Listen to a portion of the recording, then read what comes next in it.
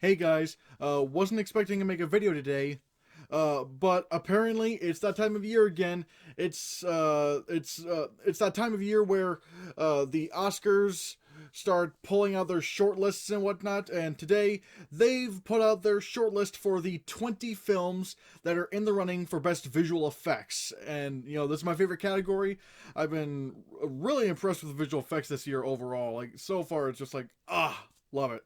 Um, and yeah, look, and I'm just going to read you off the movies that are the 20 films that are in the running for best visual effects, for the best visual effects category, which will then be whittled down to 10 films later on this month, and from those 10, they will choose the 5 nominees for best visual effects. But anyways, I'm gonna tell you right now, the 20 film shortlist. All right, it starts with 1917, Ad Astra, The Aeronauts, Aladdin, Alita Battle Angel, Avengers Endgame, Captain Marvel, Cats, Dumbo, Fast and Furious Presents Hobbs and Shaw, Ford v Ferrari, Gemini Man, The Irishman, Jumanji The Next Level, The Lion King, Men in Black International, Midway, Spider Man Far From Home, Star Wars The Rise of Skywalker, and Terminator Dark Fate. This year, I don't feel like uh, there's not really that many surprising omissions.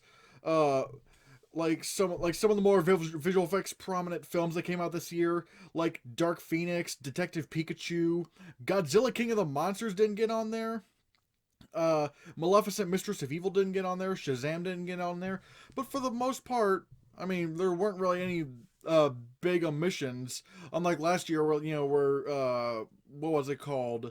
Annihilation wasn't in that short list, or the 20 film short list at least, or A Wrinkle in Time. Nothing's really standing out to me here. I will say I'm a little bit surprised that Ford v Ferrari is in the running. I gotta see what kind of visual effects work is in that film once I see it. Um, let's see, what else am I a little bit surprised over? Actually, I'm not really surprised over anything else. I am actually a little bit surprised that Godzilla King of the Monsters didn't get in there. Uh, I mean, yeah, that is a little bit surprising. Men in Black International, I thought I thought probably wouldn't get on there. Not that it's not that because of the film or anything, I haven't seen it, but it's just like it just kind of it was just kind of a movie that everyone forgot about, but nope, it's on there. But for the most part, most of everything I thought was going to be on there is going to be on there. Uh, but who do I think will get the 5 nominations? That's a really interesting thing because I feel like I'm just going to say right now, the clear winner right here, the one that's going to win Best Visual Effects, is The Lion King. I don't see how in any world it doesn't win Best Visual Effects. Like, that entire film was built on a computer. Like, it's just as much of an animated movie as Shrek was, except it looks real. I don't see how The Lion King doesn't win, and that would mean that The Lion King will become the first animated film to ever win Best Visual Effects. I think it's a foregone conclusion at this point that it's going to win, even though a lot of people, for some reason, don't think it will. But I think there are 3 no shit nominees. Like, of course, these 3 movies are going to get nominated for Best Visual Effects. And that's going to be The Lion King, Avengers Endgame, and Star Wars The Rise of Skywalker. Now, what about the other 2? Well, I think Ad Astra has a good chance of getting that 4th nomination slot, so I think it's probably going to get nominated. But then there's that last one. And I think it's going to be between quite a few films. Uh, that use similar technology for their movies and whatnot, and I'll explain. I think it's going to end up being somewhere between The Irishman, Gemini Man, Alita Battle Angel, and oddly enough, Aladdin. Don't laugh. I think Aladdin could get the 5th slot in Best Visual Effects, like the category, because just look at the Never Had a Friend Like Me sequence. I mean, seriously, look it up. Like, Disney Music Vivo posted the full musical sequence of Never Had a Friend Like Me.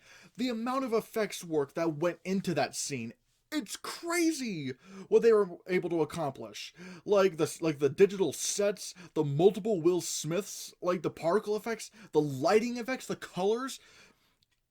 do not be surprised if Aladdin gets into the 5 nominations. Uh, but at the same time, there is also The Irishman, and look now, of course, Gemini Man also had a de-aged character, which was younger Will Smith, and Alita Battle Angel also had a CGI character, Alita. But with The Irishman, the visual effects in The Irishman are almost invisible. Like, if you have not seen The Irishman, it's on Netflix right now. But it's like they use CGI to de-age Robert De Niro, Al Pacino, and Joe Pesci. Well, it just so when I was watching it, it really did not feel CGI-ish. They felt so real. It really felt so real. It's absolutely nuts what they were able to accomplish in the Irishman in terms of de-aging visual effects.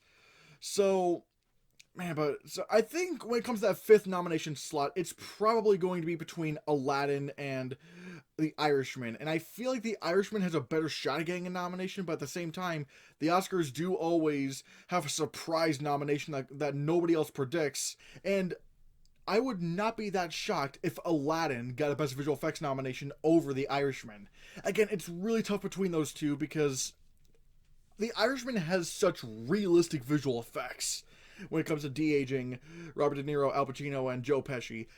It's so realistic how they do the visual effects in that. But with Aladdin, it's like the exact opposite. It's so crazy and creative and out there, especially with the whole Never Had a Friend Like Me sequence, to where it's like, I wouldn't be shocked if that got a nomination. So yeah, like I said, your 3 no-shit nominees are The Lion King, which is going to win, mark my words, Avengers Endgame, and Star Wars The Rise of Skywalker. Ad Astra has a pretty damn good chance of getting a nomination, and that 5th slot, I think, is really between The Irishman and Aladdin. So yeah, guys, what do you think of the 20-film Best Visual Effects shortlist for the Oscars next year? Let me know below what you think. Who do you think is going to win Best Visual Effects? Who are your top 5 nominees for Best Visual Effects? Like, who would you nominate for Best Visual Effects? And who would you have win? Again, for me, I think clearly it's gotta be Lion King. I've never seen a greater technical achievement in film than The Lion King.